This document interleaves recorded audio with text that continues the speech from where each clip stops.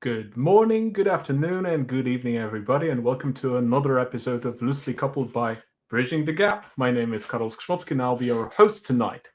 And today we're having a quite a peculiar topic: behind the scenes of conferences. So we're going to be having some fun learning about what's going on behind the scenes and how long does it take to organize a conference. I don't really know. I have a rough idea as a speaker what's going on, but that's just my limited point of view. So, not to be too blunt and to take too long, today with us, first of all, the reason why we're doing this on Tuesday, not on a Wednesday, is Anneke Schoonjans, coming to us from Aardling, being an event manager and the person behind Domain-Driven Design Europe, Data Mesh Live, event centric, and as well as a little bit in terms of Newcrafts in Paris. Welcome, Anneke. Hi, Karol. And on the side of call for speakers, call for papers, and evaluating submissions, we have Maxime. Oh, and sorry, Maxime, I'm gonna butcher your last name. Sanglan-Charlier. Oh, okay, all right. An engineering manager from PayFit, and Maxime has been kind enough to join us here in the capacity of a program manager for conferences, as this is one of the roles he plays around the topic. Welcome, Maxime. Thanks a lot. Didn't butcher the name too much? No, that's okay. Sanglan-Charlier. I hope everybody... Ooh, that butchered quite heavily. French names, I'm sorry, not able to pronounce anything French, really. Pardon me. So I hope everybody has a nice cup of something to drink today. I still got some green tea and water, so that's nice. Perfect, fantastic. Whew. So Anneke, you're the reason why we're on Tuesday. Would you care to tell everybody what you're doing on Wednesdays and why we had to reschedule to Tuesday? On Wednesday, I do skateboarding lessons for older ladies who start to skate. Adventurous older ladies. So what's the average of age there? Well, I think I'm one of the older ones. Okay. I think most are 30 plus, but it's a different way of learning to skate when you're a bit older and not a youngster. So it's a different way of going ahead. It's fun that you're amongst peers that are all equally as scared as you are. But it is really weird to be taught by young kids who show off their tricks the whole time. It's something new to do. I like to do new stuff all the time. So you're lucky I was available on Tuesday nights, because then I actually take courses, but I was able to change those. You're doing a lot of things in your life outside of conferences, right? Alrighty. Should we dive into the topic? Please do. Or would you want to say something more about yourselves, what you do on a regular basis outside of conference work before we dive in? I could, but actually most of my day is actually organizing conferences. At Aardling, I do some other work for my colleagues and for the team, but main part of my job is helping out or organizing DDD Europe and the other conferences we do. So I'm going to talk enough about my days in the next hours, I think. So it's a bit different for you, Maxime. So yeah. I'm the an engineering manager at PayFit. It's a French company that helps people deal with clips. We do have also HRIS softwares, and I'm part of the permission and identity team, so everything around authorization, authentication and stuff. So we're right in the middle of everything. It's pretty challenging. So that's what I'm doing. Among other things like organizing conferences, yes. So regular job, a little bit different than doing events in that sense. Alrighty, so where do we begin with conferences? Because obviously the day of the conference is a long way from the beginning, isn't it? So, yeah. Anneke, Yeah. Who maybe wants to from start? logistics, because I think that's starting the conference is more on the logistics side than call for papers. Well, yes and no. As I mentioned quickly before, is that it actually starts with an idea. If you want to start a new conference, I'm now working for DDD Europe. The idea is already there. The concept is already there. But if you want to start out with something new, you first need to have an idea and a goal and a vision. And that would not be my job, because I have no insights in that. That would be for Maxime and people who are actually, I would say, interested in these things. But it's their subject. So I don't know, Maxime. Actually, how did you start Newcrafts? So the conference is an idea from the founder, Rui Carvalho, who is a friend of mine who decided he was also organizing a meetup, the alternative.net meetup in Paris. And I was a regular participant of this meetup, and speaking there, also attending other talks. It was a very, very cool crowd. And Rui was feeling like, hey, we should maybe start doing a conference, because all the topics were discussed were really beyond just .NET and everything around the ecosystem of .NET, but more looking at everything outside.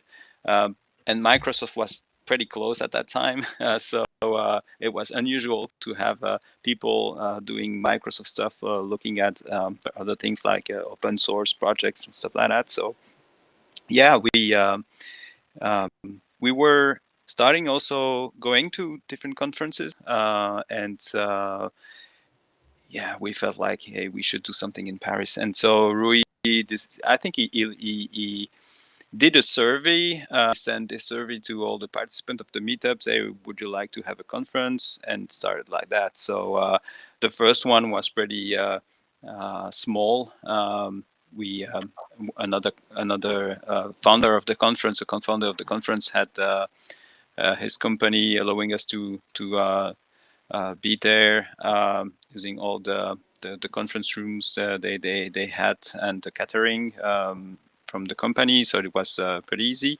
And it started like that, based on this idea of growing on top of an existing community, trying to share our ideas and to more people, and people that were outside this community. So that's how it started, actually. Yeah, and I don't know exactly how DDD Europe started, but I feel like it could be the same. There was that meetup in Belgium, DD Belgium, very, very nice meetup with great people, and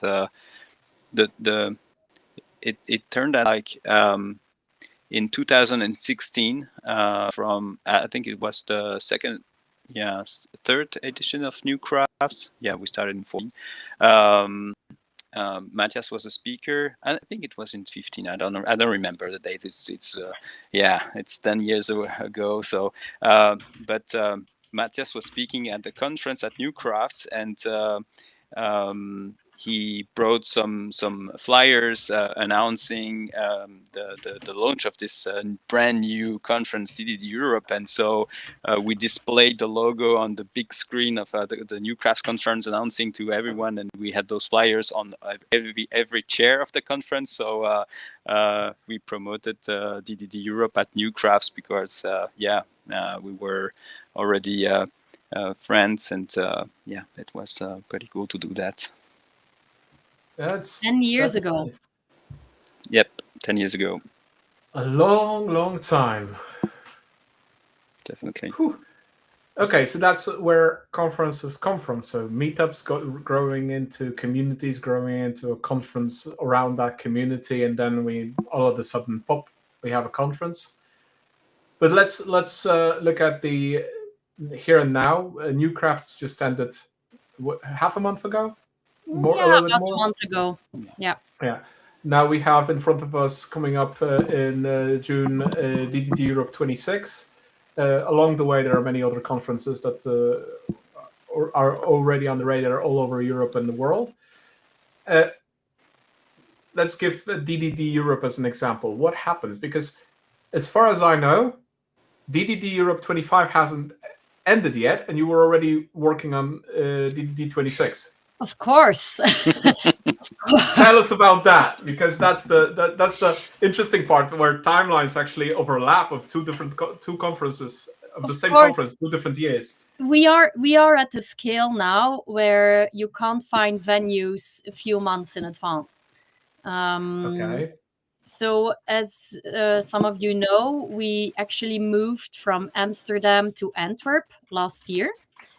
What you maybe didn't know was that we visited the location pre-COVID, looking for new location. We really liked Amsterdam, but there were reasons to move because of how to build a conference and different options. So Matthias and I were looking into new locations. Yeah, I remember we visited the exact location where we're now already pre-COVID, and then COVID happened, so moving was not a good idea. But we had the contacts and we were visiting. And there were different pre-COVID. That's 2019. Yeah. That's a long time ago. That's a long time ago. Yeah, but also you can't just. It's when you want to move a conference or when you want to lock down a venue. It's not just with one visit that you know that you have a good space. First of all, you need to decide on a city or a country, which is already a very big discussion in our team, different opinions. Then when you have a country or a city, then there's several venues that you need to visit. There's a lot of venues where they have one big room or two big rooms, but we like our hands-ons are very popular, so we need lots of small rooms. We need workshop possibilities, and then there's all these aspects you need to look into. Can people easily get there? Is there a hotel nearby? So there's lots of things you have to take into mind. You have to visit the venue again and again and again. And then when you're kind of like, money, I forget about the money. Money, compare prices, and all the venues have different way of pricing stuff. You can have like a full price, everything included, or you can have a price per participant, or you can have a price for the room, and then you have so many participants included, and then you have these extra. Or then you have to break down, in this venue, you also pay for this and that and that and that. And in this venue, you don't have to pay that, but you have to. So it is a very complicated breakdown. And then dates in locations where we are not easy. So you have to get options 3 years in advance. Wow. Then you get, then you play smart. Philip says he loves the Meervaart. We all love the Meervaart. So we keep options both in the Meervaart, and then let's try Antwerp, but will we move? And so you keep a lot of balls in the air until you have to make a decision. So then we moved, and we love. So yeah, put it for me on a timeline. The conference that was this year, DDD Europe in Antwerp, was the first installment of DDD Europe in Antwerp. How long ago did you actually book that time slot with the venue? I don't remember. One thing that you should know about me is that I have the worst memory ever, and that is why I'm a good event organizer, because I'm very good at writing down and keeping track of my to-dos. So I don't True. remember. True. I don't remember. I've seen that However, in action. Confirm. The option on the dates we had since a long time, but we keep different options open. Deciding on the dates, I probably yeah I don't remember, Carol. I don't know. Was it a year in advance or more? Yeah, sure. Yeah. More. Okay. So, No, more about that time. Okay. Because as soon as you sign the contract, then you have to bring in the cash. So and do the advance payment. So then there's no way back. So you need to be sure about the move.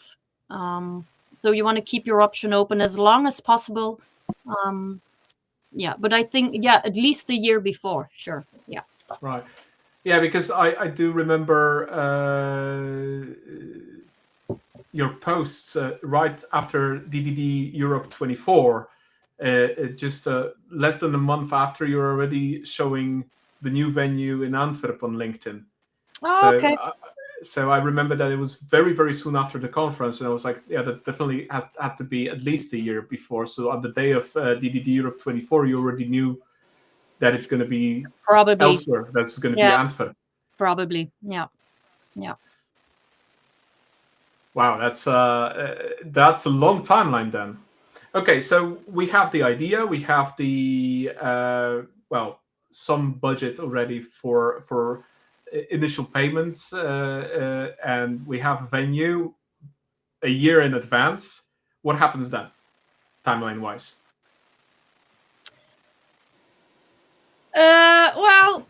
It depends who you ask.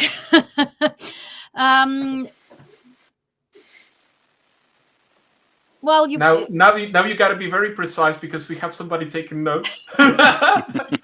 we have a viewer from Brazil taking notes to organize a conference in Brazil. So they can always reach out. I think what you need early on is your CFP. Mm-hmm. Not too early, but you need to open that to start selecting your speakers. And to open your CFP, you need to have an idea of what talks you're looking for. You need to have some kind of idea of how many tracks. It doesn't have to be decided fully yet, but you need to have an idea of what you want to build. And I mean, you need to announce, we're going to do this conference about data mesh live, so we need data mesh talks. So you need some kind of input to so that's back to you, Maxime. How do you open the CFP?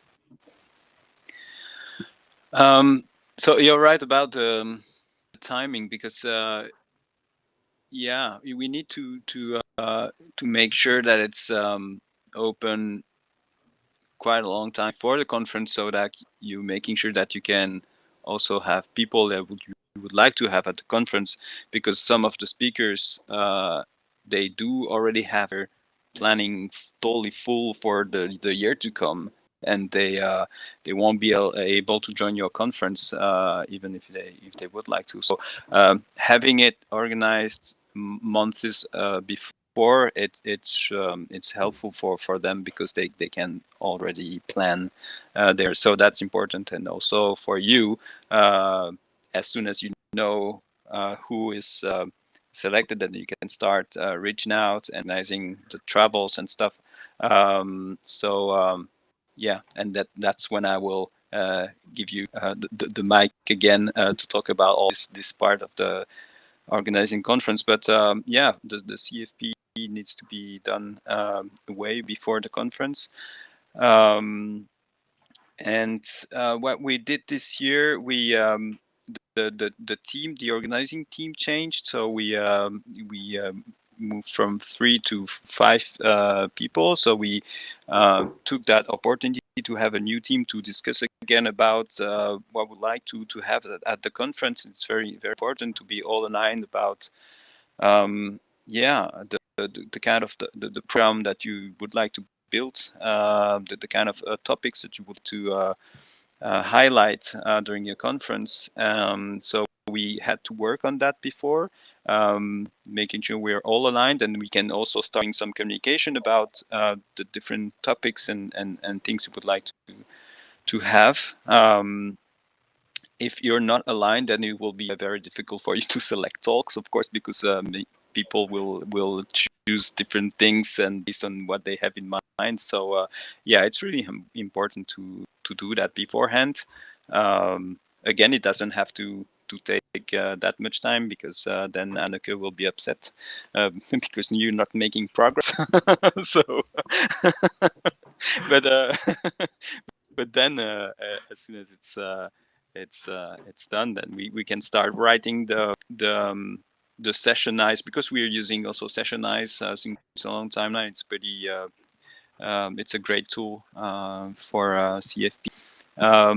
So you have to write the description of the conference, the thing you are looking for, kind of talks you would like to have, some information for speakers, and then it's starting, so people can start submitting. So if we look at, for example, DDD Europe, when is that? Because as far as I remember, both times that I remember, because I attended 24, 25, the CFP was open very short after the conference. So when does that happen time-wise? Again, yeah, we sometimes the conversation starts a bit earlier, already during the previous year.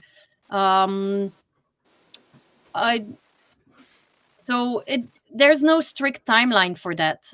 You want to open the CFP early,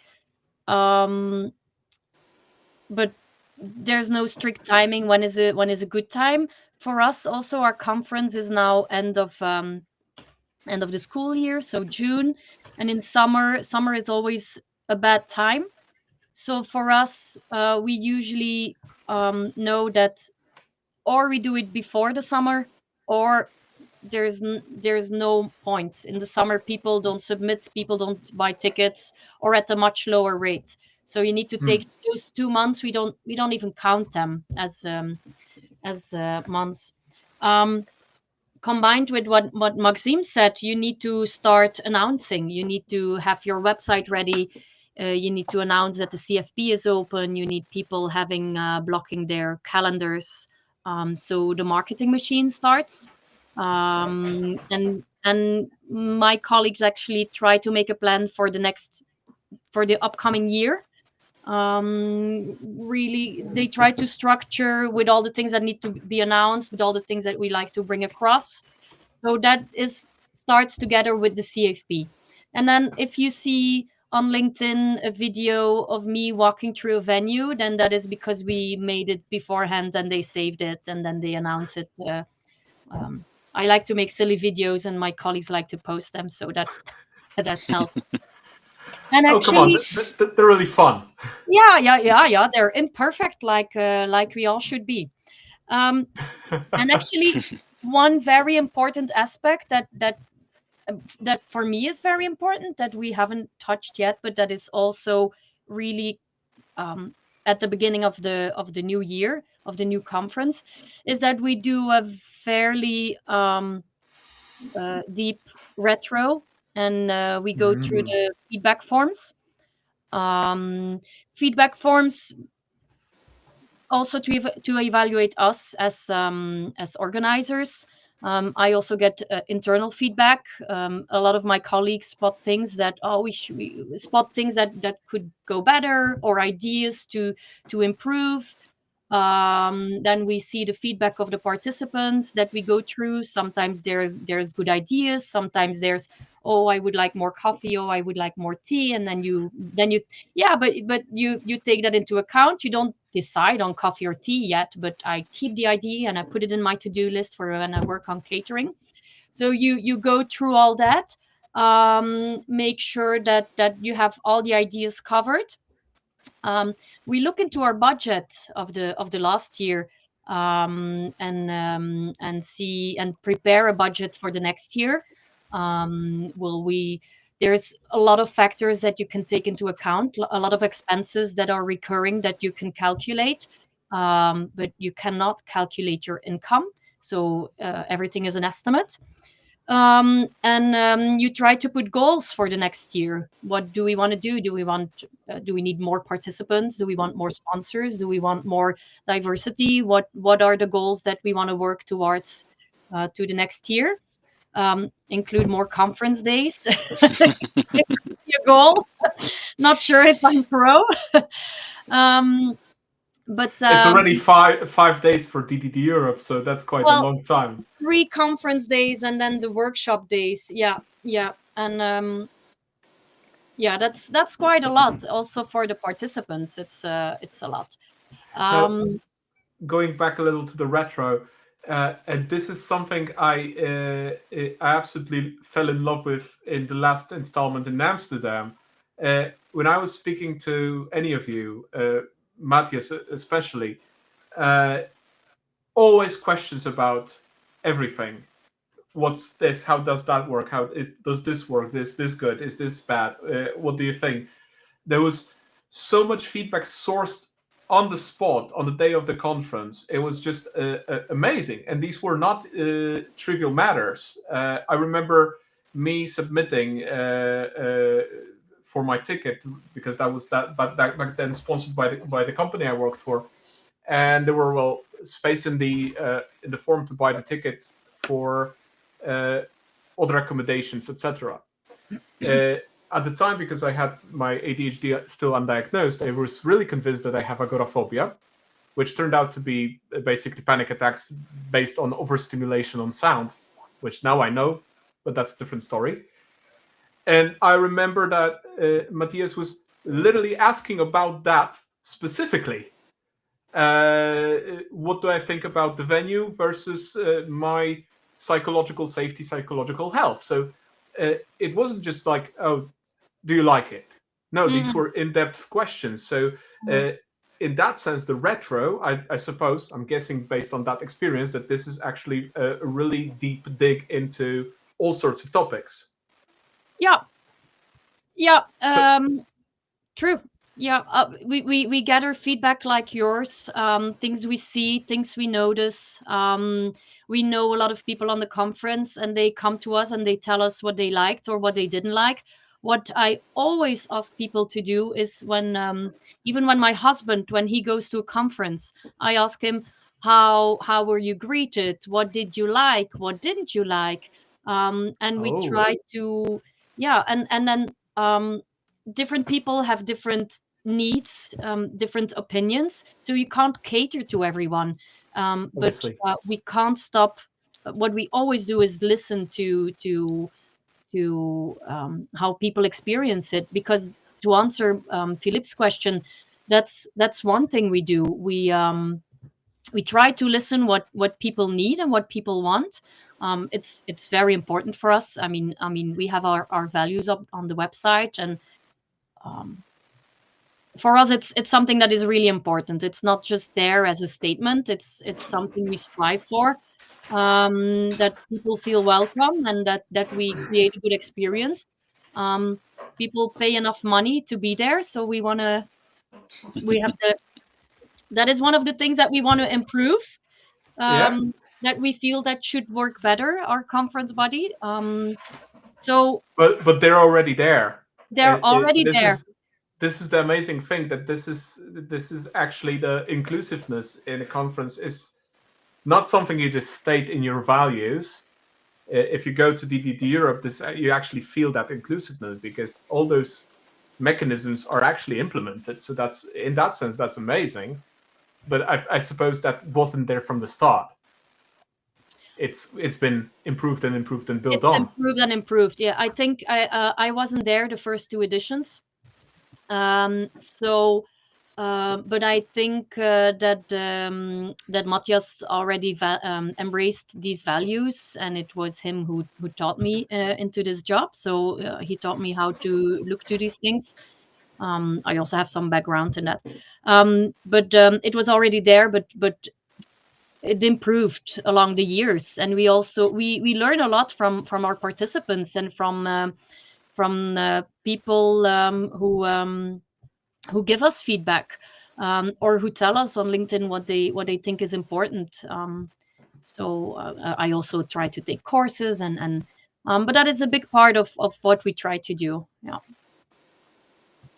I was also going to a lot of different conferences back in the days to see how they were organizing things, having you always have things you would like to do as well, looking at how others are organizing things they put in place to make people feel like home, like Philip. That's really, really important. So yeah, we went to a lot of different conferences in Europe and taking notes. We had this ID box.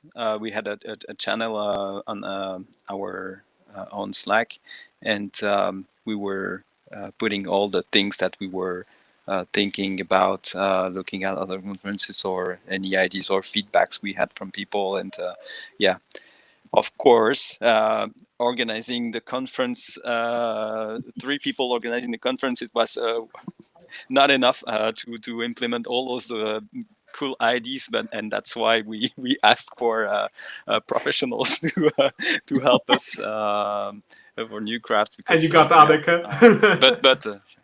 Oh, yeah, and they got exactly. me. No, to be fair, you're doing a wonderful job at that. So I have nothing to complain as a conference speaker or attendee. So just to be fair, don't be mad.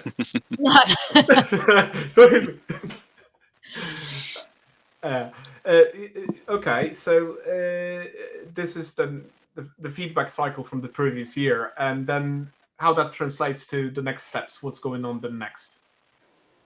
Well, if we were talking in our timeline, if I'm looking back to that, so we have the marketing, we have the feedback, we have the CFP. Now we need money to make things work. So we start selling tickets. We decide on ticket pricing. We decide on tiers. We link our marketing to that. We link our CFP to that. So we start selling tickets. We start looking for sponsors. So you need a sponsor prospectus. You need a list of people to reach out to. So this is the phase we are in now, which is for me as I do mainly more logistics. So the heavy part of my job is in a few months. Now it's a bit quieter. So what I do now is make sure I am prepared for the madness that will come to me. So we make sure we have our checklist, we have our preparation, we have a full scenario that is written out. So we want to update the scenario. We want to start talking to the venue, look into the catering options, quotes for all our vendors. We have vendors for video, for badge printing, for staff, for photography, for speakers in a location, hotel. I probably have more childcare. So you start getting quotes for these vendors. Sometimes you want to change vendors, so you want to get different quotes. So we get all those communications starting, reading the contracts, comparing the prices. When does that somewhat finalize? Is that just before the conference or? No. No. Well, finalize that. It all comes together just before the conference. but closing the contracts? Because of course the execution is at the day of the conference, but closing the contracts, it depends. There's some like the badge printing. You need badges, you need the printings, so you can't wait last minute. These people won't stay available, but so this is about the time that we look into those quotes and sign those contracts and get those agreements. And some you try to postpone a bit. Some things are. It depends on the budget. So some decisions you try to postpone if they're not crucial for the conference. So you can postpone those decisions a bit later, and some things you need anyway, so you decide on them earlier. So basically, you have that's so priorities, and it's a constant balancing act. It's a constant balancing act. Yeah. Oof. Well, someone tells me, like sometimes the vendor tells you, "Oh, I need to know now," and then you decide. Wow. And then and sometimes you need to decide on a step to make sure you can do a follow-up step. So it's always a balance, and it's a constant communication between parties. So negotiations, balancing acts, figuring out what can happen and where should happen, and then check with the checklist. That's it. That's all I do. Check the checklist. I mean, by the sheer volume of topics, I'm already overwhelmed mentally. So I know you share that load with others in Aardling, other event managers and people that are dealing with speakers directly, etc. So it's not a single person effort, because if that was a single person effort, I don't know how somebody could remain sane after a conference. Well, the team was smaller in the years before, and I was not. Yeah, it's better now. It's more balanced now. And also it is very different for me as this is my day job.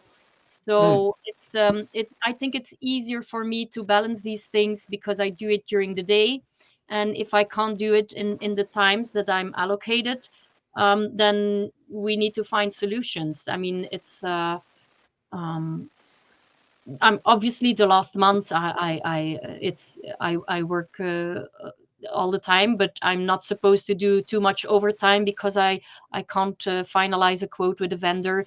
That would not be a healthy work situation. And I think that's easier to keep that balance when it's your job. I think for Maxime, who did it behind his hours, that's a much harder balance to keep. Yeah, listening to you, and now I remember all the things that we have to think about, and I realized how much we were too crazy to organize this, actually, because too much stuff to think about. And like a couple of months before the conference, we were honestly close to burnout, because you had to deal with your day-to-day job, your family, and then on top of that you have everything Anneke said, and she didn't mention, I don't know, goodies, t-shirts, stickers, I'm not volunteers. There yet. Still have to talk about the Speaker Dinner's restaurant, whatever. There's so much stuff to think about. It's tasting the Speaker's Dinner menu. I think that's one of the more nice parts. I mean, someone has to do it. Someone has to do it. So we get a fancy dinner before the conference.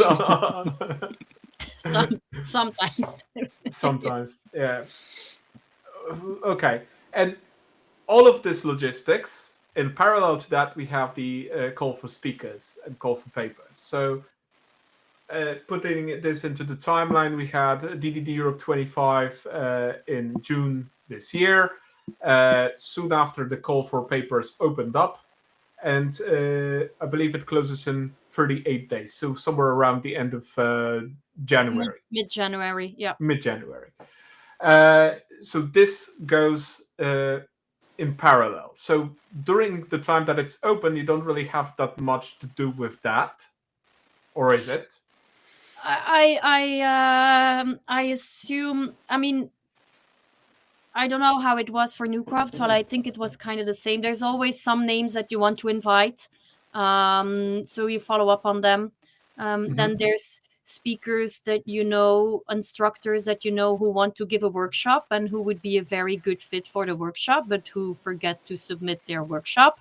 And then your colleague is to start selling the workshop, and then you have to ask for the workshop. Name dropping, please. But just to put that in perspective, the workshops, before conference workshops, are also in the CFP. But the CFP for workshop is closed. For DDD Europe was closed end of November, right? This year we closed them earlier because we need more time to market them because they have separate tickets. But this was a new decision for this year, just to try out. So I assume, Maxime, I assume that you start a first weed of the CFP already, like select out the obvious talks that you are sure to want to or sure not to want to have. Yeah, one of the easiest thing we can do for Newcrafts, because it's a conference in France, but everything is in English since the very beginning. All the talks are in English. Even French speakers they have to speak in English on stage, which can be funny sometimes. But then, well, we have this. I already mentioned that. Well, all the expectation we have, all the things we would like to listen to, and all the mandatory things, like the first thing on the bullet list is all the talks are in English. You need to submit something in English and speak in English. So when you see a talk in French, that's easy. Decline. That's one of the easiest trick we have for a French conference, right. that needs to be in English. But all among that, we also have, like, we know that sometimes just looking at a title that the thing is totally off track, or things that it's easy to discard. So we can go like once a week, looking at all the different proposals that are there, and try to see if we can already decline some talk, because you're just declining at that stage. You're waiting for to have everything. I mean, what I'm doing is that I'm waiting for the CFP to close to do my own selection. Why? Because if I'm starting too early, sometimes I will have maybe a different baseline. Sometimes I will expect that kind of talk, and then 1 month later I will not have the same feelings, and I might decline some I would have accepted before. So doing it at the same time, and booking a big time slot to do the entire work, it's way better, because you have a clear view of the overall quality of the talks that you have on your platform. So it's way easier actually for me to deal with it like that. But this year, as I said, we had like more than 900 submissions, 912 if I remember correctly, and using Sessionize when you're doing your initial screening. So what is the initial screening? Is just putting thumbs up, thumbs like this, and thumbs down. So you go all over the talks, and you decide. But this year, whenever you were voting and deciding for a thumbs up, for example, for a talk, you were seeing like your progress bar progressing for 0.1%. So okay, to put things into perspective, how many slots did you have for talks in Newcrafts? Yeah, it's like 20 talks, something like that, and then maybe I don't know, 8 labs. Yeah, around 30, let's say 30 slots. Yeah, so the chances if were if I take 28 slots, let's say, including talks and labs, and have 912 submissions, that's 33 submissions per slot.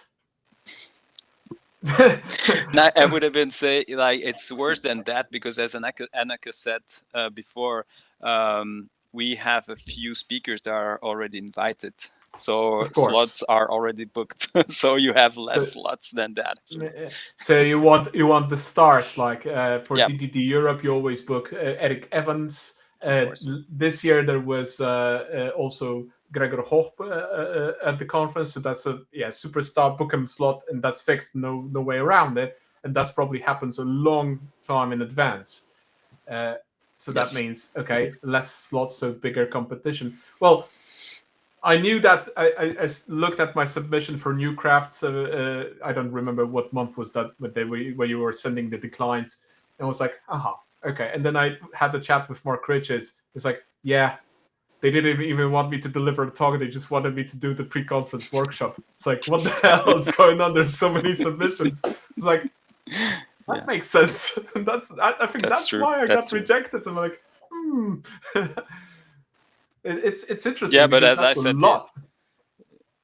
That's a lot. And so again, with Sessionize, it actually tracks the time that you spend on the platform doing all the reviews, and we had a final number of 12 hours on the platform reviewing all the talks. So it means like 12 hours, like focusing on the platform, but it doesn't count actually the time you spend looking at the different videos that people are sending to you.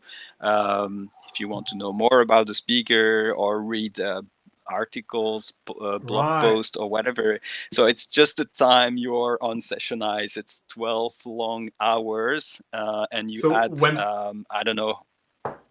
When the window is in focus, right? Yes. Technically. Yes. Yeah, because everybody will add their bio, their website, their blog, their articles, their... And you need it. We ask for it because you don't know all the speakers, so you want to have a good impression of what they say, how they bring it. It's good to look into those if you don't know the speaker, because if you would only pick the well-known speakers, then one day you will start running behind. So you have to make sure that you look into the new speakers that you don't know yet to see if they have anything interesting to say. Yeah, that's Vinny said tips for first-time applicants. I would say just submit.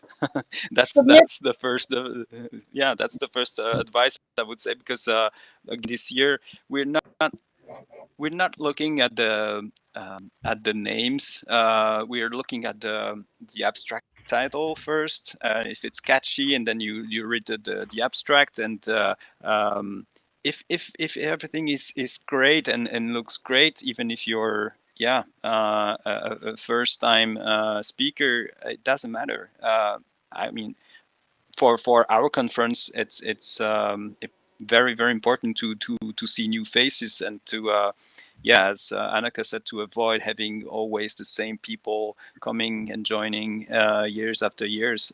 It's not something that we want. So we really try not to also have the same people more than 2 years in a row. But sometimes, people are smart enough to submit interesting talks that you cannot refuse, even if it would be the 3rd years in a row, and you have to accept it, of course. But sometimes speakers. But that's how we try to bring diversity in the speakers and the talks and the point of views in the conference. Having one of my best music festival I know is Iceland Airwaves. It's a festival in Reykjavik, and they have a rule that that applies only for people from abroad. You can submit if you want to play at the festival. They have a form, and actually you are allowed to play only once if you're a band from abroad. Only Icelandic bands can play multiple times at the festival. So that's a way also to have, that's a strong rule to make sure that you have a lot of different bands playing years after years. And I'm not saying that I'm applying that rule, but kind of. I would try to not repeat again and again the same people. Oh wow,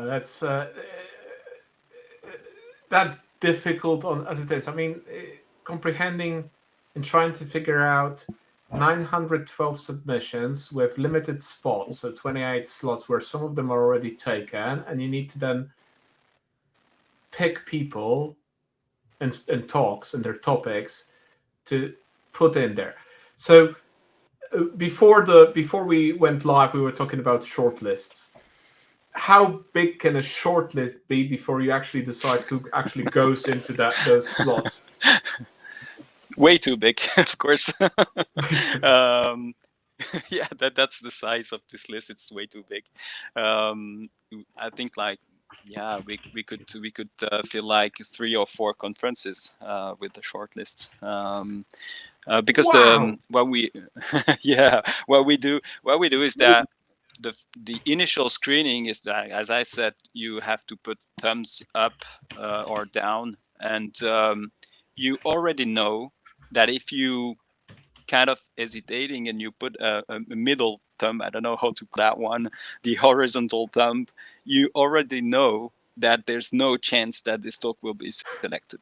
Because if you filter out only green thumbs from all the people from the committee, you have way too much talks already. So yeah. Right. Ooh, that's absurdly heavy. I do not envy you the job of figuring out how to get those people, how to even decide, because it must be extremely difficult in that sense. Yeah, but actually, when you have the short list, then it's easier because you know what you want in the right balance in your program.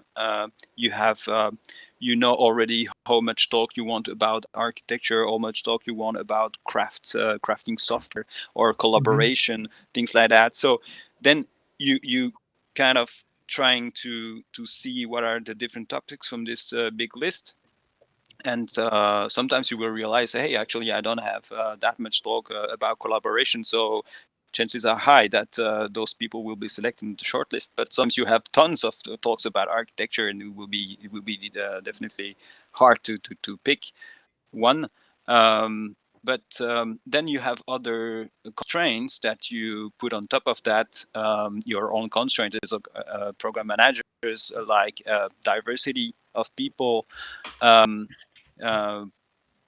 We want to have gender equality and making sure that there will be underrepresented communities, also things like that. So that's all the things that you take into consideration when you want to filter out this short list that you have. Yeah. So as a white heterosexual male from Europe, I have less chances because of that. To an extent, of course. Yeah, to an extent, but that's true. That's true. Yeah. Okay, well, yeah, I don't know if you have less chances, but that's a different discussion. Sure. Yeah. It's about giving equal chances, not about the competition is higher, basically, right? It's about giving equal chances, not about discriminating. And it may seem from a perspective of a privileged group that this is discrimination, but it's actually equality. And I absolutely would never have a problem with that, because that's actually great. It's bad for me because I'm in the privileged group, but everybody has the right to do stuff. So it's very good that you take that into account. That's inclusiveness at its best. It should happen exactly like that. And if I can add something about Philip remark, can AI or LLMs help with the selection of talks? Not in the way you would think, but actually, yeah, it's easy for us when we spot actually abstracts that are made by LLMs, and it's so obvious that you just you click on decline pretty easy because you feel like that person just copy pasted something from an LLM without having spend a few seconds trying to change it, or always the same structure. When you are reviewing like 900 talks, it's so obvious the ones that are generated by AIs. Even the title is always like you have a first part, then you have semicolon, and then you have the second part. That's the kind of talk that the titles from LLMs, bullet points. And I need to stop doing that because I do this without an LLM. strange verbs, also verbs that you don't hear that often. Like we had this unravel verb that was popping up from LLMs everywhere, so people were unraveling a lot of things.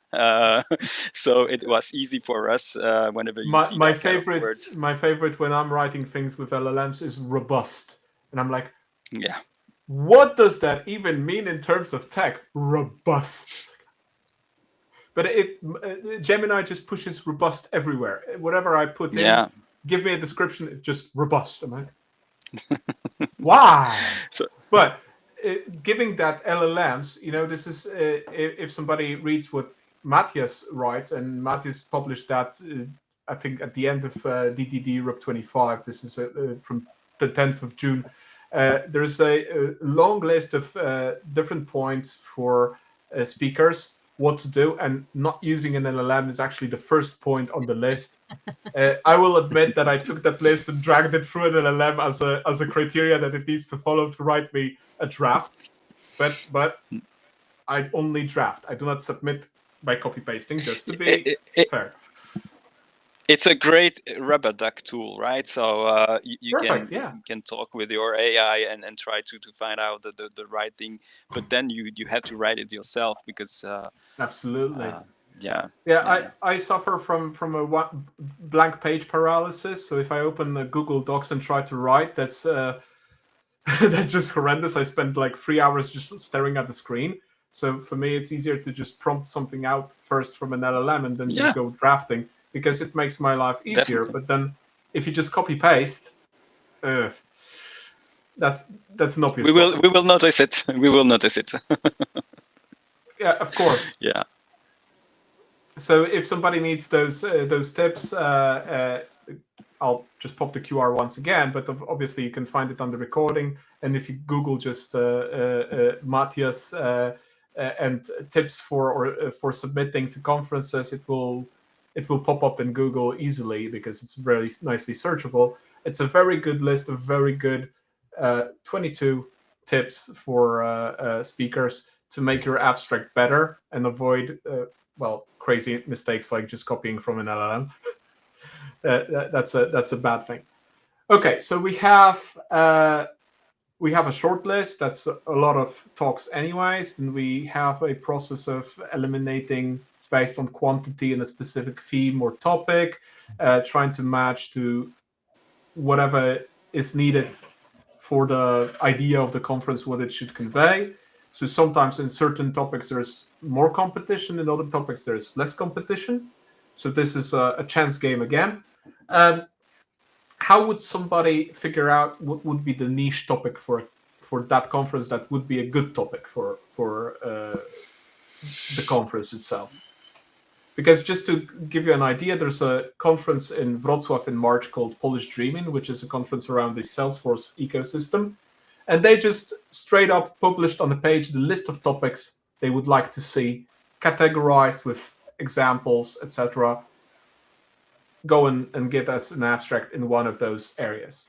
So that's, I don't know what the quantity of per group of topics from per theme is, but that already gives a bit of an advantage to like, okay, if I submit around these topics, I have a better chance of getting in. What about DDD Europe or Newcrafts or other conferences? How would one person know like where to go with that?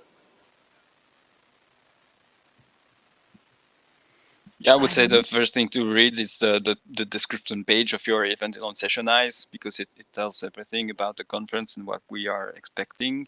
But people, they know us, of course. We've been organizing new crafts since 2014. They also know that there are a few spots for things that are totally off track or unexpected. So that's also something, and we know some people are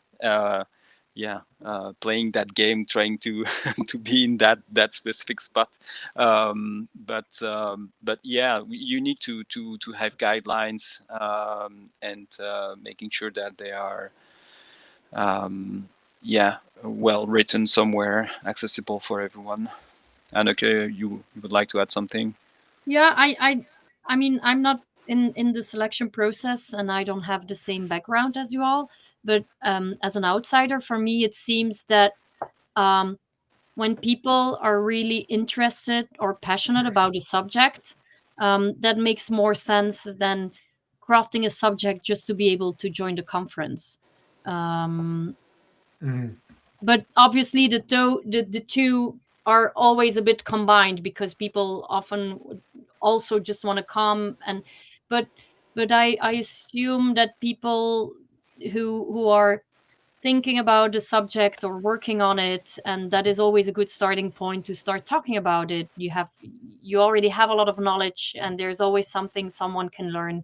So that is always a good starting point, I guess.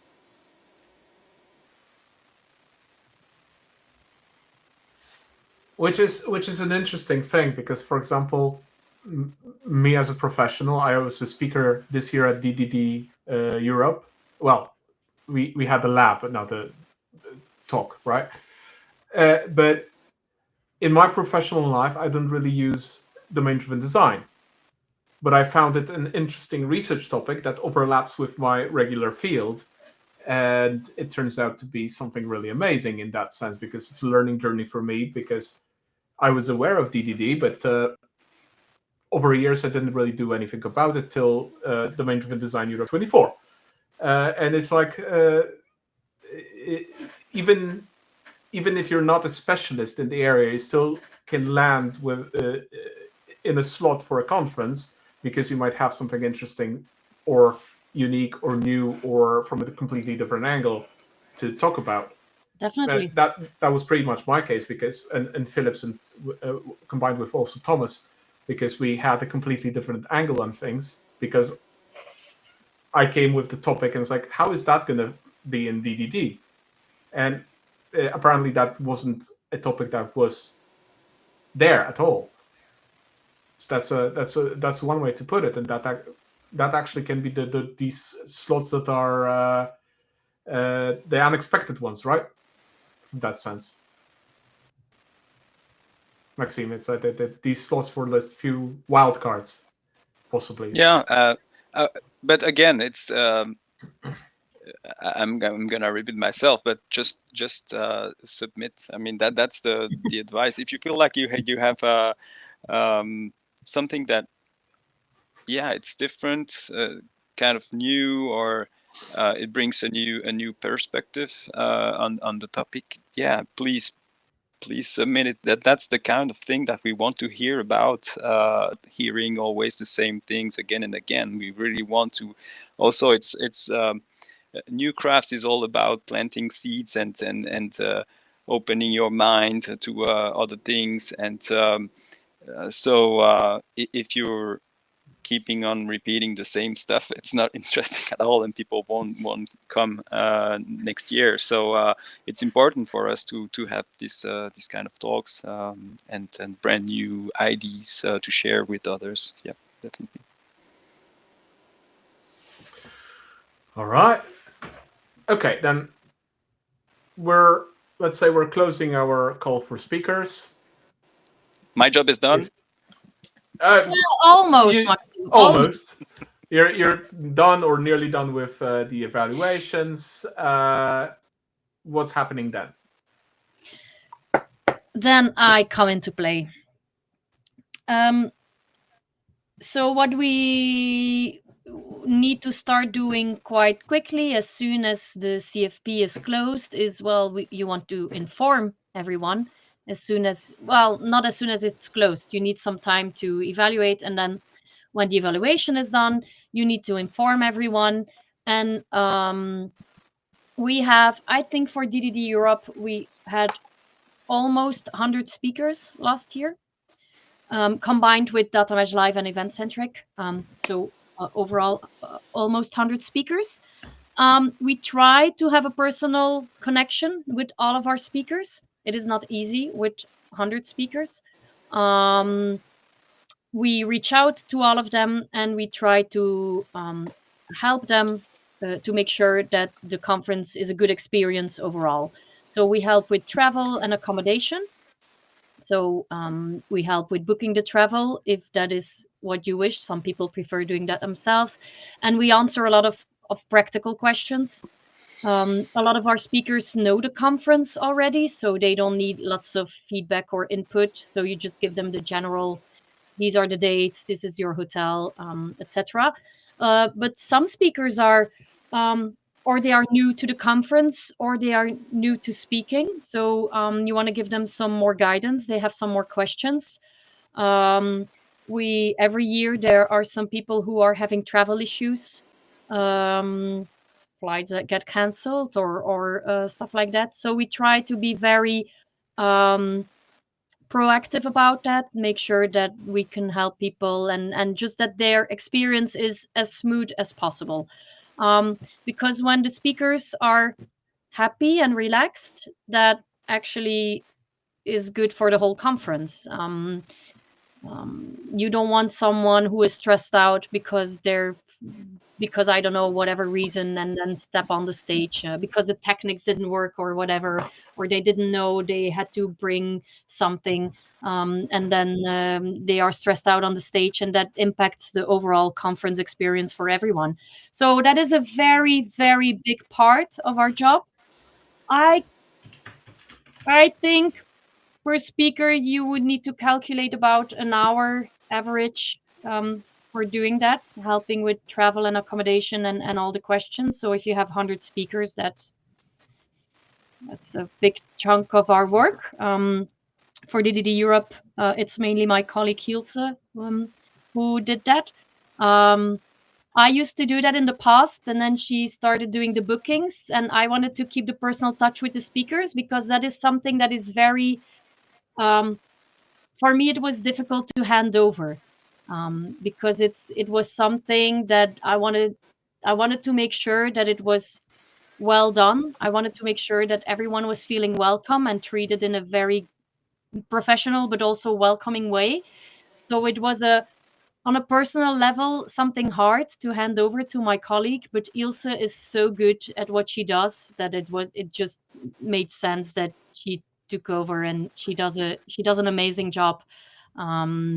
And I think speakers are very happy with her guidance and her help. So that is one part. And then, we start building the schedule. That is, again, Maxime who does that.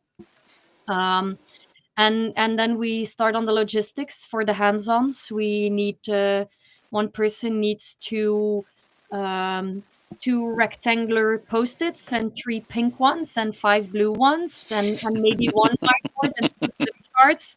And then my setup is in an island setup. Oh no, maybe I would prefer a classroom setup, but then with a screen. Or can we? So we try to be proactive about it and make sure that we have everything ready without having the venue doing too much setup changes, because the venue obviously needs to know 1 month in advance the setup of the. But the instructors don't know 1 month in advance how they want. So again, keeping the balls in the air and balancing that out. And then it's a lot of the practical stuff. A lot of participants come with their questions. We have the dietary information. The catering takes a lot of time figuring out. The menu goes back and forth several times. We need to discuss if we have catered for all the dietary requirements. Sometimes we need to test some of the food again. But usually we don't need to do that. But it's and making sure all of the participants get also all the answers to their questions. And then we work on our on the things that are important in the inclusivity part. We print the pronouns on the badges. We think about things of those.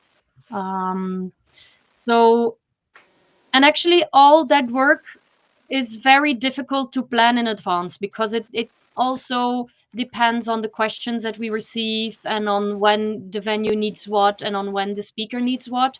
So I have a whole list with things I need to discuss, but it depends when we do what. The one thing that is very important for me is that we keep all the decisions and the flow of every aspect is in a detailed scenario. And we keep all the catering decisions, all the and timings and numbers and dietary numbers, and we keep everything in a file, a very very very big file. And then for during the conference, I have a detailed checklist. Every minute, it's like at 9:15, Maxime, did you instruct the MCs? 9:20, we need to open the doors. 9:35, and it's a whole checklist. The checklist is really important for me, and mainly me and my colleagues Ilse and Hilde, who do kind of the back office at the event management, because sometimes it happened before that I had to step out for 1 or 2 hours to help someone. And then my colleagues were aware, we need to check Anneke's to-do list and make sure it is done, even if she's not there. So that all comes together the last 3-4 months. My goal is, and every year I plan that in, do not have actual work the last 2-3 weeks before the conference, because the last 2-3 weeks are filled with last minute questions, sometimes cancellations, ticket changes, stuff like that. So I need to be ready with all the other stuff 3 to 4 weeks in advance. Okay. So that's and then it's done. Then we go to the conference, and and the magic happens. And the magic happens. Well, I want to track a little bit back. So yeah, I went a bit quick. Sorry. Yeah, you went through the so many. And I'm looking at this now from my perspective as a speaker. Of course, yes, the dietary requirements, issuing tickets, booking flights, travel, accommodations, etc. All that's plenty of work. Ilse is doing a really great job at that. That's amazing. But you missed one interesting thing, which I still remember very vividly, is that there is a specific type of support for speakers that you didn't mention. The specific type of support that you assign sparring partners for speakers, so that the speakers can vet and test their talks, labs, and discuss the topics and see if they're understandable or available, or they actually have a storyline and they deliver, which is I think another type of a vetting process or preparation process to get the quality that you would want. From your perspective, it's quality. From perspective of the speaker, that's amazing feedback and limiting the stress of a talk. I'm not sure when does that happen, but it's I think that was very early on after acceptance. What we do when we reach out to the speakers, we already gather a lot of information in the sessionize. But when we send our first email to the speakers, which is we have to be honest. Obviously, it's kind of a template that we try to personalize. And then we send out a form, a questionnaire with some practical questions like, do you want to join the speaker's dinner? When is your check-in, check-out date in the hotel? Do you want us to do the booking for you? And do you want to have a speaker sparring partner is one of the questions. And then we follow up. So our first email is kind of a template, but then all the follow-up is personal, one-on-one. And then Ilse puts all the info in our speakers file. We have a very, very, very big speakers file with lots of checklists. We double check if everyone is on the website, if everyone replied on the email, if everyone. It's again another to-do list and another checklist. And the speaker buddy system, or the sparring partner. Yeah, we try to combine two speakers, and it kind of depends on. I mean, some people fill in the form immediately, and some people fill it in just at the limits. So as soon as I have some people that I can combine, I link two speakers together. I try to take into account. I try to link talks to talks and hands-ons to hands-ons, and I try to look into time zones. And then I link people and I introduce them, and then they take it from there. It's not too big of a. It takes me a few. Yeah, some linking and introducing, and yeah. So I took because I still remember who my buddy was for DDD Europe 25. So I took a look at my Gmail. I was assigned my buddy 2 months before the conference, so plenty of time to schedule some sessions and actually get some feedback. I think we managed to get 3 or 4 sessions in before the conference to have conversations. That's good. Also, at the same time, managing our work life and having to find a spot during the day to do that. Also, a very useful thing is that there was actually a public repository and GitHub about the system. So there's a QR for that right there. I just quickly copied that from my email, which is I think that for our friend in Brazil might be quite useful for his as a tip for an organizer. So this was a process that kind of I'm guessing helped a lot of speakers. I'm not sure what the stats are. How many speakers actually had a body? Not 50%, I think. But I have to check. I have to double check. Philip is reminding me, because we were doing a lab and that we actually had our buddy in the workshop. He was participating in the dry run before the conference. We did a dry run, announced it on LinkedIn, and people just joined. Random people from LinkedIn joined. I think that was about 2 weeks before DDD Europe. So he even participated and gave us feedback from the actual run. That's nice. So that was an option. So that's a good thing for speakers to do in general. And I can't link people too late, as you say. You can't do it 1 month before the conference. People are sometimes the session is already fully ready, or so I try to do that as soon as possible. That is always also a balance. In my perspective, I would really like it if we could close the CFP like 1st of October and have then like 10 months to book the flights and to introduce people to each other. Right. But then other people say, well, but my talk, I don't know what I want to talk about in 10 months' time.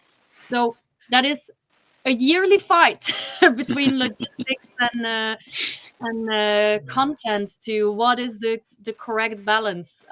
So now it's mid-January, but it changes every year, because every year we are what should, and also for the flights and the travel that we book, time is a factor. It has a big impact on our budget. So we can't wait, and you can't book 100 flights or travels the last 2 months because you don't have the time. But also budget-wise, you need to have them booked at least 2 months beforehand. And there's always speakers that are not ready, so you need some extra time for people who still need to make decisions and when can they leave, but you need to have them 2 months beforehand. Otherwise prices go skyrocketing. And then you still get mishaps. Like I remember one or two talks in DDD 24 were done online because the speakers had visas cancelled. So they couldn't actually fly in. They had everything booked, everything ready, but their visas were suddenly invalid. Something like that. Yeah. Something like that. There's a story behind that shouldn't be public.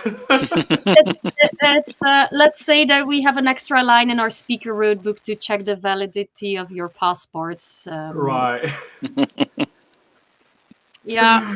To get a replacement in time. It's speakers need to think of a lot of things, and we try to take out of their hands as much as possible. But sometimes you have bad luck, and then you have a last minute cancellation. We try to also be proactive about that, and have some backup speakers ready or ideas about what if something happens. But some people can't be replaced. And then I remember indeed that we had a speaker calling in that it's not a perfect solution, but for sometimes it is an option, and then you have to work the weekend before the conference. That's part of the deal. Yeah. I do remember also that the outline change in this year's conference, that the closing keynote was rigged on a fly. Dr. Jade Bloom, I believe, was the keynote speaker, and he just spent the whole evening before the day crafting that keynote and redoing completely his talk because of a sudden change in schedule. Because strikes in the Netherlands, train strikes. Yeah, that was the case that this year. Yeah, train strikes. Yeah, I had my share of problems coming back home due to that. That was another. We had train strikes. We had 1 year with snow when we were still in winter. There's always something, so we try to be prepared. Actually, I went to a conference for conference organizers 2 weeks ago, and there was a panel discussion with some people involved in how they treated COVID and on a nation. So our head virologist of Belgium, and also the person responsible for national communication, national crisis communication. And this person said, you can't be ready. You shouldn't prepare for everything because you can't know, you won't know what will go wrong. And I thought that was a good feedback for me. But you want to have options, and you just need to know things will go wrong. Like this year, I before Newcrafts, my mom had her birthday, and I scheduled something in, and we did have some last minute work, but my colleagues were available. But we learned from that we will now have like a dedicated person available every day, the week before and the week after. Because one day, 3 years ago, after DDD Europe, I had tickets for Nick Cave the day after, and that just didn't work out how it was supposed to. So now that's something we learn. We're gonna schedule that in for our own peace of mind. Like, okay, Hield is available on that day, and I'm available on that day, and we'll make it work. Because there's always things that go wrong. Yeah. Okay, so we have the 3 weeks before the conference where all sorts of random things happen. You deal with that. These are always the random things that you have to like figure out case by case and just go. Then on the day of the conference, we're here. What's going on?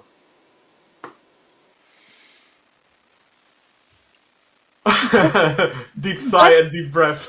Best would be if I have no work. Of course. if everything is run, we delegate a lot of work in the venue in Antwerp. They're very professional, and everything is done for us. Well, not everything, but we have staff, we have volunteers, so everything should run, and I should just have my list with me and check off if everything is done. And then Maxime, did you do that? Yep, check, and do that. And if I'm able to do that, then what I like the most and what I think is really important is that I go in the room and see people and see how things are going, and spot how things are going, get a vibe, be available for people, be present. Our speakers are also always available in the rooms, and it's nice for people to have someone to reach out to or to talk to. And as an organizer, when I'm able to do so, we like to also be available, and that's how we learn the most, by being there, seeing how things are going. If you see that there's a queue for the catering, then when you get it in the feedback, then this is correct, or it was just a hiccup. Also, when you see things, you can sometimes, if you would, for example, see a queue in the catering, it can still be fixed for the next day.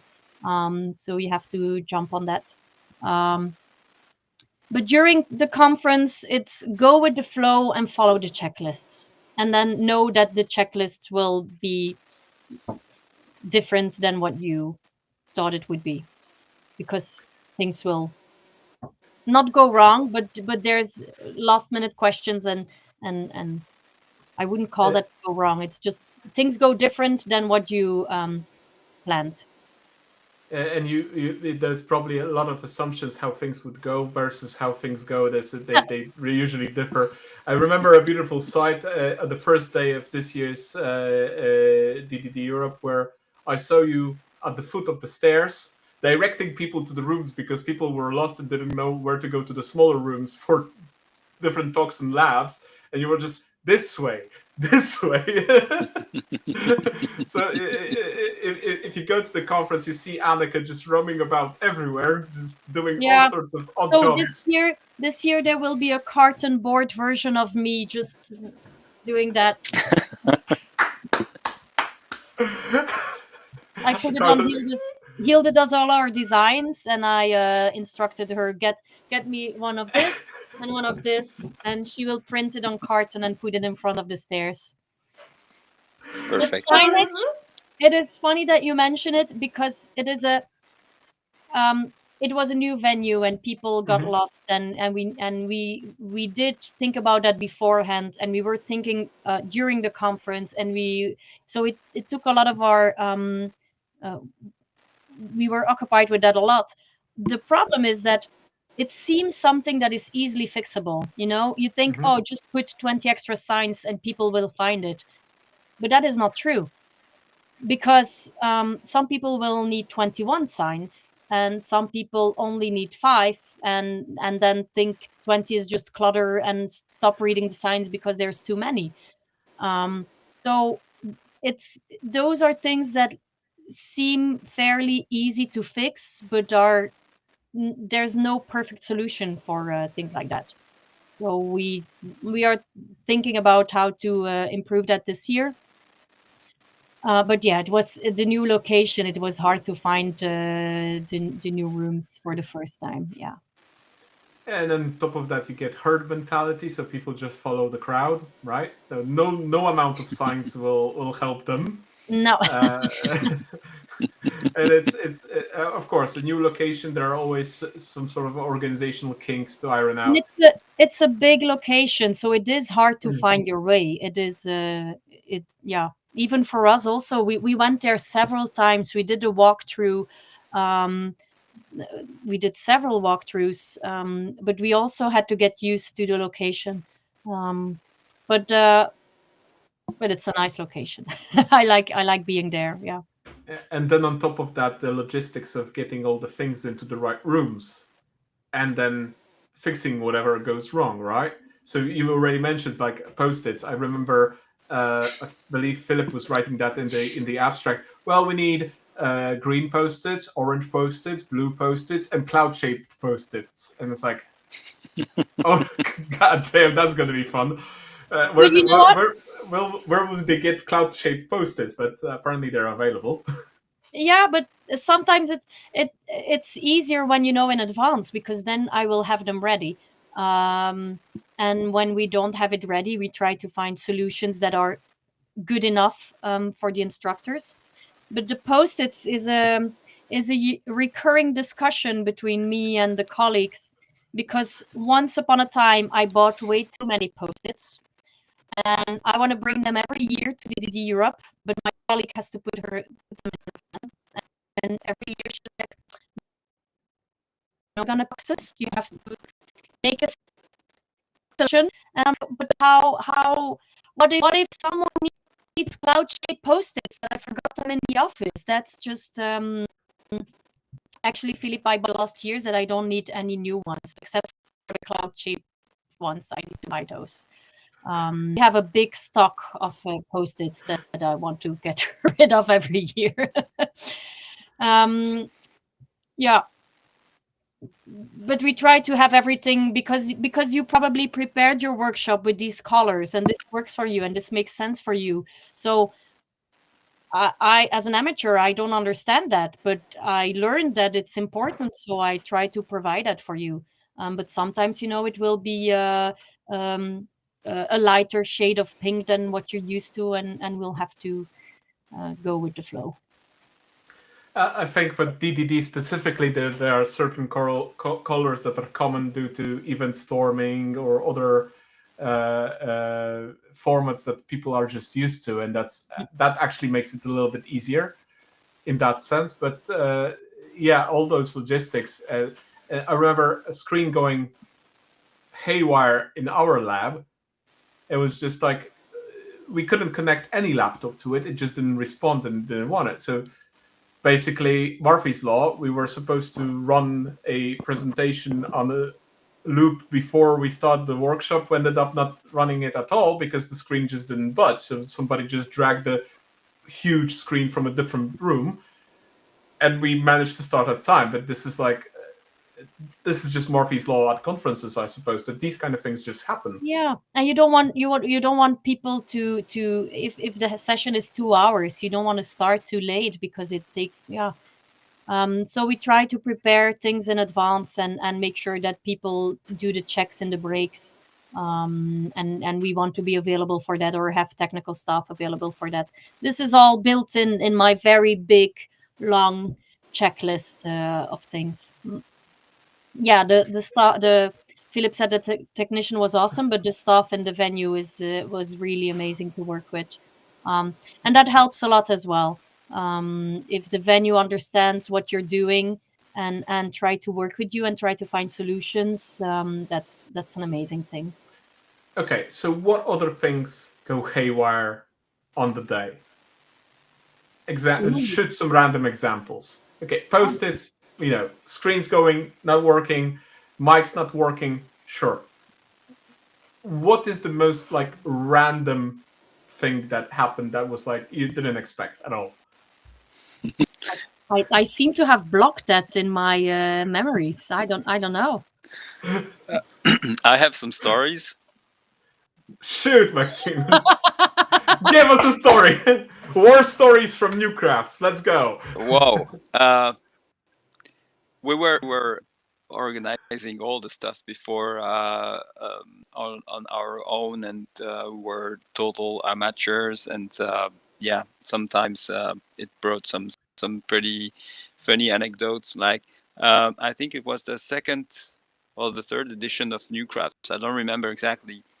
We had decided to go with a young company that were starting to do catering, and they were highly motivated by bringing food to the conference. So we were, we said what the amount of food that we would like to have, and they organized themselves to have it ready at noon. And I remember the main room talk ended, and then all the people went to the space where they were able to eat, and it took like, I don't know, 10 or 15 more minutes for the other room to end, and they did the end zone as well. So we had second wave of people coming like 15 minutes later, and there was almost no food left. The first room, they took like the plates, they were totally full of food, and we were in panic because there was actually not enough food for everyone.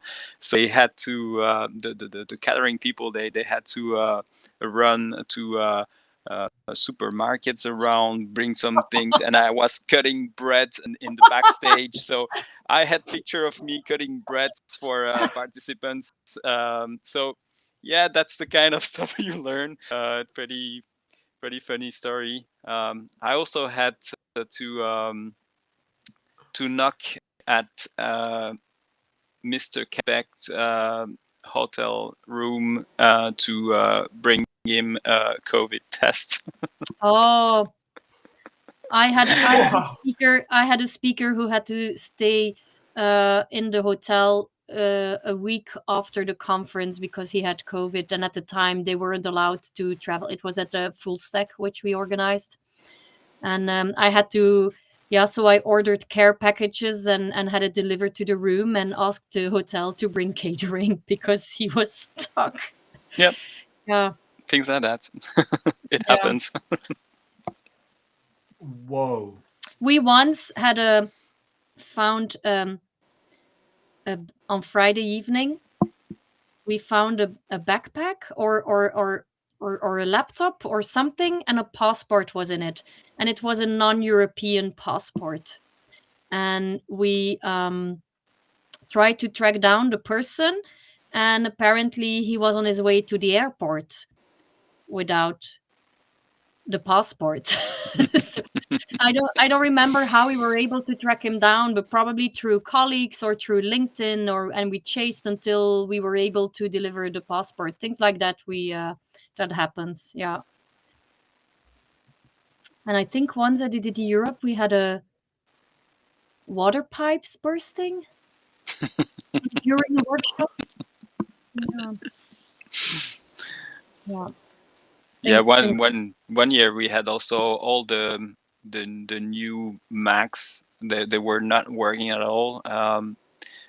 The video was not working at all in all the rooms when people had those new Macs, and yeah, we had to find ways to make it work. It was a nightmare because all the talks were starting late because we were trying to fix it, and it.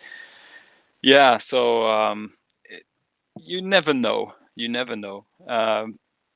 Hopefully, well, actually, everything is, from a participant point of view, everything seems always going smooth. Like, yeah, everything is well prepared, no glitches. But as an organizer, sometimes you're very, very stressed during the day because you have to run all over the place for anything that can happen.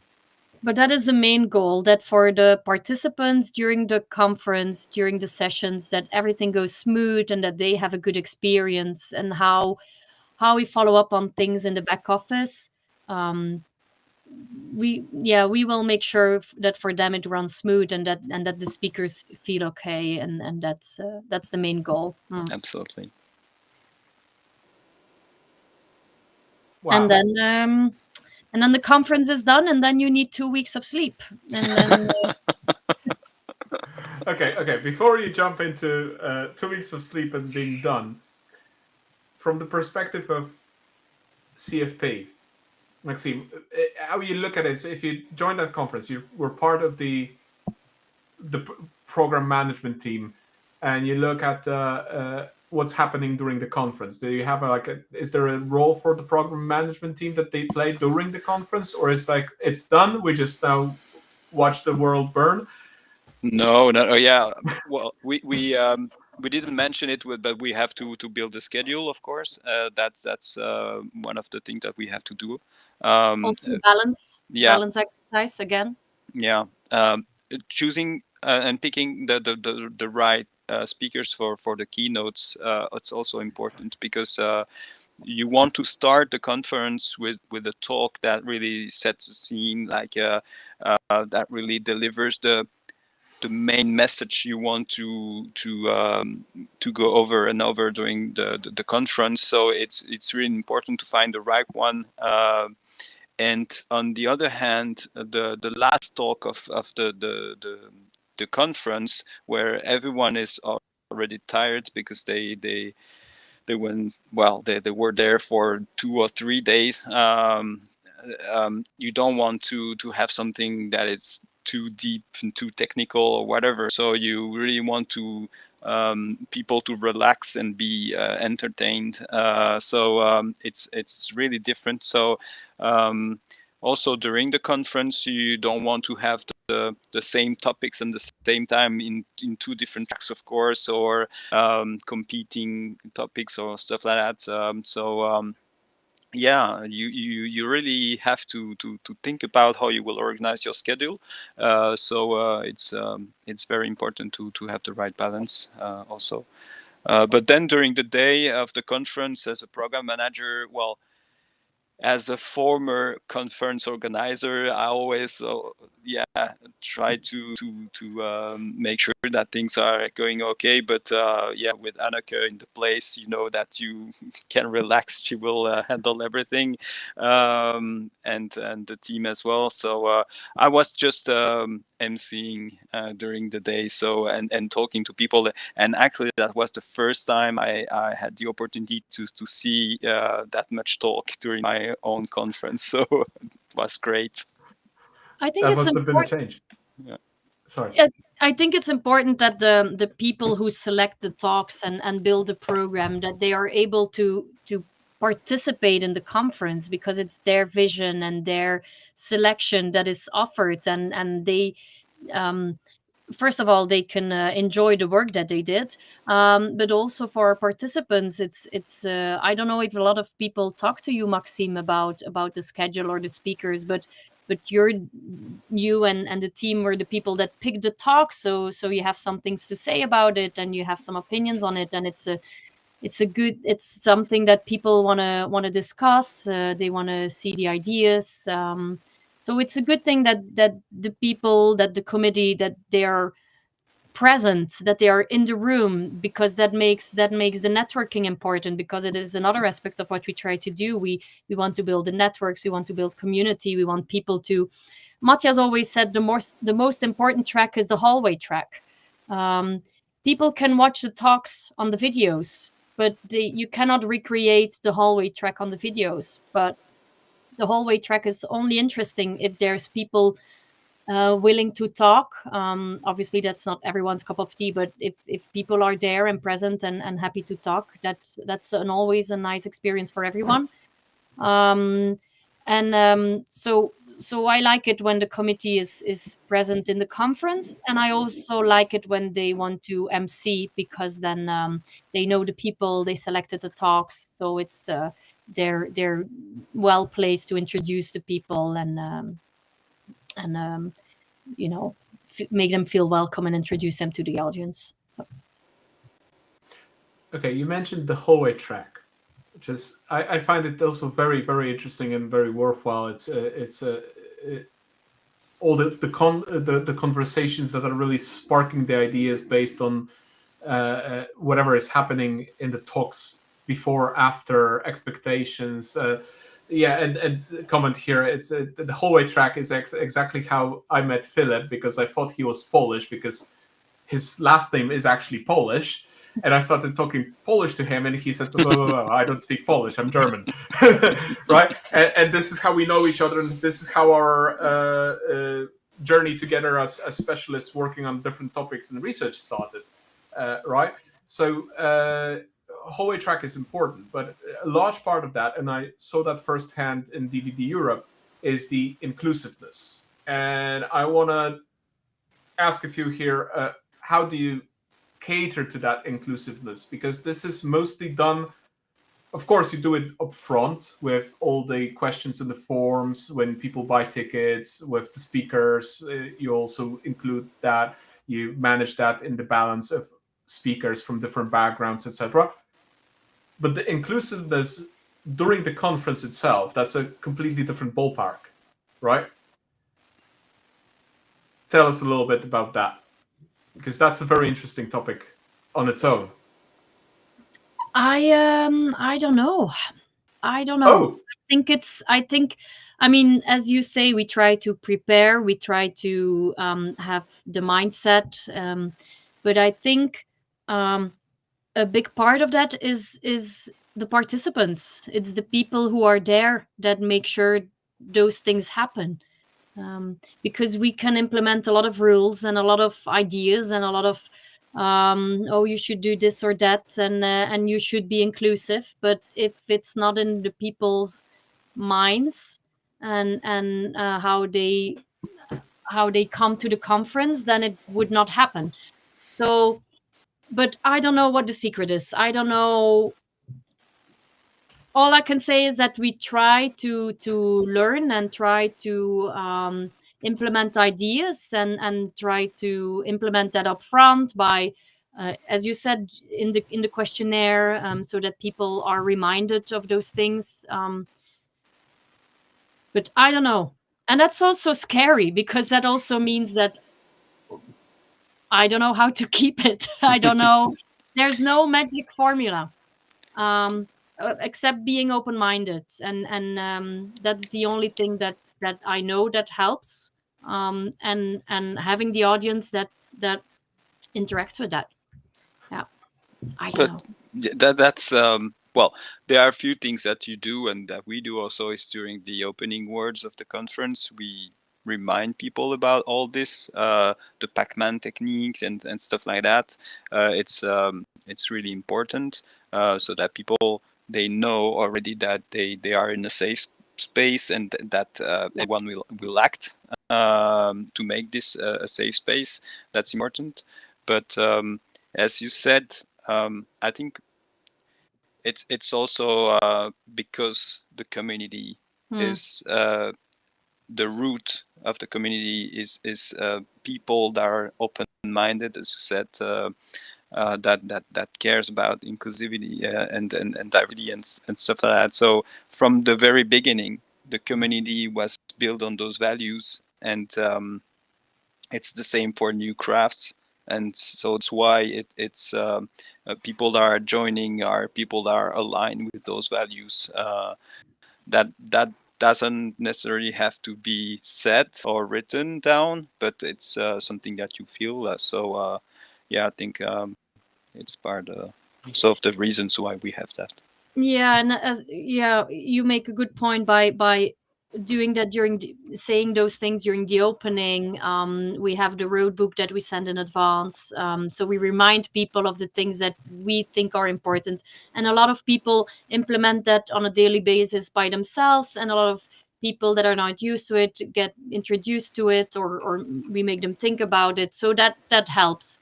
But it wouldn't work without the community. Yep. Well, I'm guessing, Anneke, you're chasing your checklists during, so you might not notice certain aspects that are visible from a participant perspective.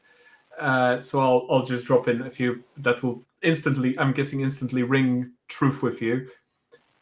One of this is leading by example, and with every DDD Europe, you have the Aardling booth somewhere in the middle, somewhere in the hallway track. So every time I'm passing by, I see, usually I see Ricardo standing there, and he's always implementing the Pac-Man rule and all of that. So this always is the leading example of inclusiveness. On top of that, you meet all the staff from Aardling, so not the conference center, not the venue, but the actual people organizing the conference, and they're just roaming about and having conversations. And this, in essence, is the same implementation. And then if you're in the conversation with them, I notice often that they're simply constantly scanning the area for anything. Are they needed elsewhere? Are they needed to help somebody? And this is one of the great things, that staff at the conference is very approachable. First of all, you see them, you know them because they just pop up. They are either dressed as with a proper T-shirt or whatever attire. That's one thing, and they're approachable, so they are there to help. And they actually react to things. You come with a problem to them that you spotted something, they actually instantly just go, done. And not just not like ignoring because that's not my problem. It's my problem. It is the problem, right? It is. I need to take care of it. So that attitude that brings, I think that resonates throughout the community, because you give that attitude as an example, not expect the community just to blindly follow and to boss around the community, but actually lead it in that behavior.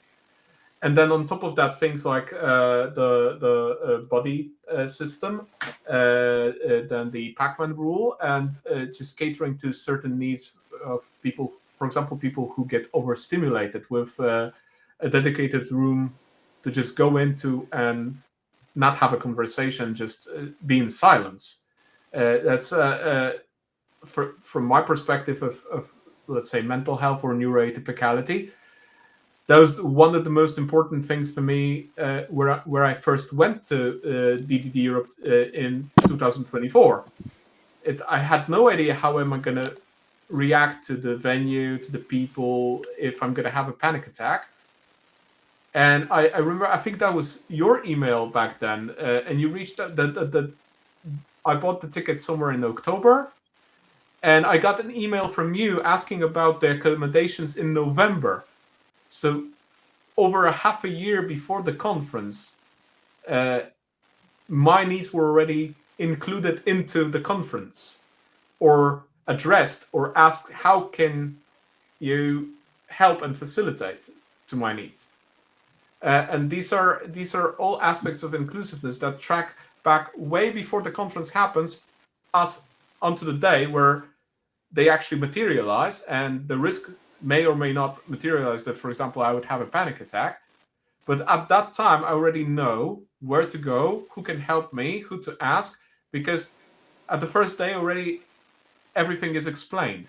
And the attendee road book, or the speaker road book, that gives all that information, which is a lot of work put up front, but that gives a percentage on the day. Yeah, we do that. But I'm absolutely aware that you might have been like deep in your checklist at this point, that wouldn't pop to mind as a thing that you actually do. We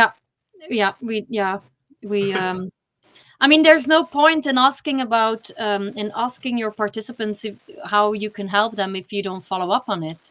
And there's always but and I'm very happy to hear that that the staff is approachable, and that's how we select them. That's what we train them for. That's what we explain to them. But happy that it is also perceived like that on the floor. Proud of everyone working at the conference is amazing. Eh? It's a really good team. Yeah, we're really happy. And same at Newcrafts. The volunteers at Newcrafts, we never worked with. Me, Hilde, Ilse, never worked with the volunteers, and the Newcrafts team had a team that they worked with for a long time. And they said, but they will come and they will do the work. And we're like, yeah, but we want to be prepared, and we have checklists, and we want to explain to them. And it was, it was again a balancing, what can we prepare, because they know the conference better than we do. But that team was so amazing that we wanted to take them all with us to DDD Europe. They were so welcoming to other people, organizing their work themselves. We explained we need this to be done, and then they made it work. So and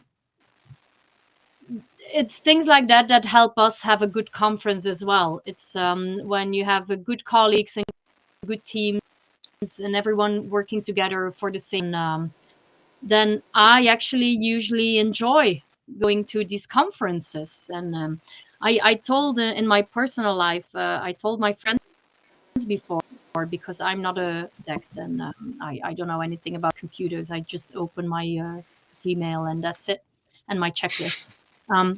But if I would ever not work this job, I would probably still come to DDD Europe, because a lot of the people I feel are like-minded to how I stand in life, and the community, and the open-mindedness, and so many interesting people, smart people, but also nice people. I would miss the people if I would ever have a different job. So I would still come to the DD Europe, and I would probably submit a talk about written by AI, and I don't know, but or volunteer. But I would still try to come. That would be that is what makes my job interesting. I learn a lot from the people I work with. Usually they're smarter than me. They're all very open-minded, and I never feel. Um, I don't know. I can't talk with the things that you're all discussing. I understand half of the things you say, but no one ever shows that to me. They think I'm interesting from a different perspective. I have other things to say, and that's also a part of the inclusivity of the community. Me myself, I always feel very welcome. So I really like being there. That's an important factor, I suppose. Yeah. But just a small backtrack. You mentioned volunteers, and I'm aware that you have volunteers at DDD Europe as well, completely different set of people. How often do you actually get speakers who are also volunteers at the conference, or former speakers that are now volunteers?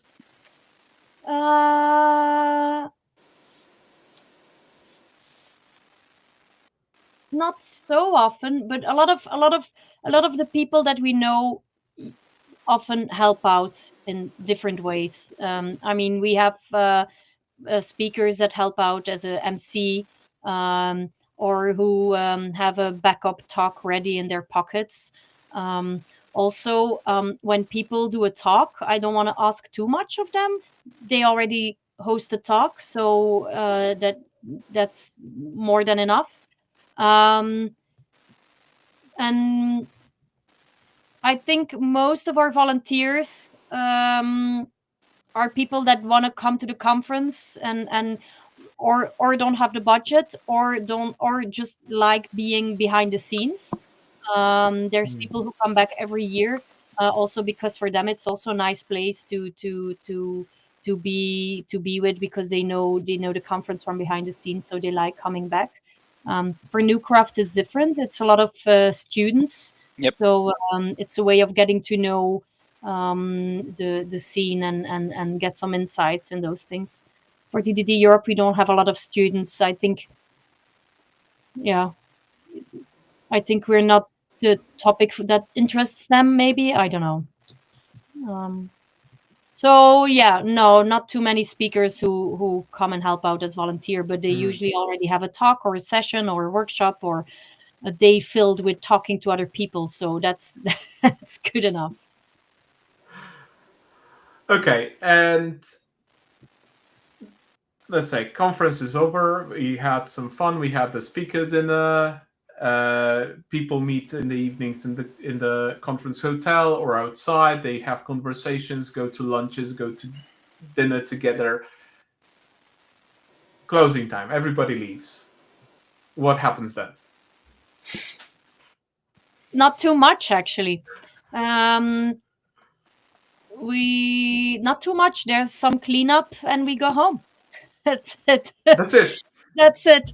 And 2 weeks of sleep. Yeah, 2 weeks of sleep and being available. There is some cleanup, but we do that. Some of the cleanup you can do the day itself. So we try to start that on Friday afternoon, but without people noticing. But you don't need the badges anymore. You don't need the. So we try to put them away. We send out the feedback forms, but those are prepared in advance. So it's usually push the send button and a thank you mail to the speakers. And you make sure that at Newcrafts this year I left earlier, but my colleagues stayed behind. We don't want to. We want to make sure that we are the last ones leaving, because there's always someone who forgets a jacket, or and you need to finish with the venue. And what we still do the week after, we keep an eye on the mailbox, because people have forgot stuff or have questions or need certificates for work or refunds, or and follow up on the feedback and make sure that you follow up with the vendors, especially the venue. Give some quick feedback and more feedback later on. But the first days I usually need some sleep. And I remember after Newcrafts, I I was really talked out. I had to organize with French people, and it's very different than Dutch and Belgian people. And I learned very early in the week that if I talked French to the vendors, that it helped. It helped smoothing the process. But talking in French is, for me, a different personality. I think it's a French way of, like, you talk a lot and then you get things done. And it was very tiring, and I was just talked out so much. Just not you. It was me. It was a really nice crew, but it's you have to adapt to how they work. Yeah, I'm usually very tired after a conference. But then I wasn't home for a week, so then I have a lot of things at home. Yeah. The kids are waiting, or the friends are waiting, or whatever. But then the after work is, you make sure you follow up on the feedback, both of speakers and the participants. Participants also provide feedback on the speakers, so you want to give that back to them. We receive the videos, but all videos need to be checked before you can put them online. And actually putting the videos online is starting the marketing process for next year's edition, and then we start all over again. So no. I always wait for those videos. I know. Some of the talks I just cannot remember because it's overwhelming, the amount of information. I just need to go back to the videos, watch them. So this is like quite an important part post-conference, to get those videos on YouTube and to just be able to watch those. It's like an amazing refresher of what happened there, and re-spark all the ideas that went unnoted or something like that. That's one of the crucial elements in that They sense. are coming, but we need some time for that. Yeah, I see them popping on YouTube all the time, so that's good. That's great. That's great. That's always lovely. All right. For closing topics, what's the future coming? What's going on for the 10 years of DDD now in Antwerp? What's coming in 2026? So the CFP is open, and Hin is responsible for the talk selection and the schedule. She also did that last year. If there is anything special planned, well, she has some ideas. Some ideas. She has some ideas, and I will probably bring cake. So there's that.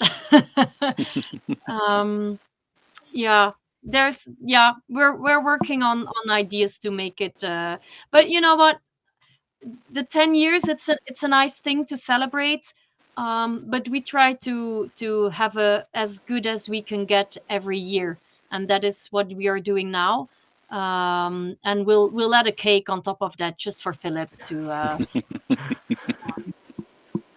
So we'll have that as well. But and I know Heen is working on some ideas, but I'll let her follow up on those, and we'll do the same as always and try to improve that as always.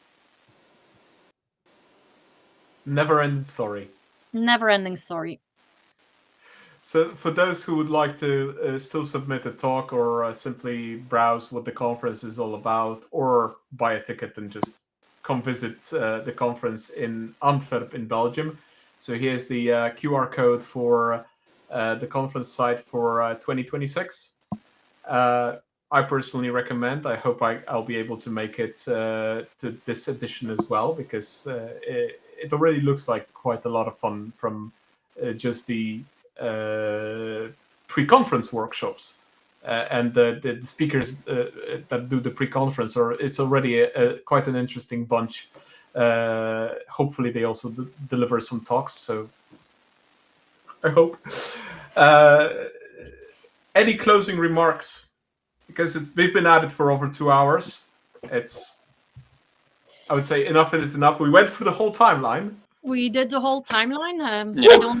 I don't know if we covered everything, but I did make a checklist for this. Next time, I will put on my checklist. Next time, ask Anneke to bring a checklist. But I actually liked talking about it for once, because it's nice to explain how we try to do things. So, and it's also nice to hear how Maxime. I mean, I know it a bit, but it's good to hear about that as well. And it always makes someone else always has more work than you think they do. That can be the conclusion. Yeah. We all have more work than we. Oh yeah. Definitely. And that was the idea, to have this conversation in the first place, because I don't think that people actually know how much work it is to craft such a conference and make it really good and really memorable and inclusive, and all those other qualities that should be there.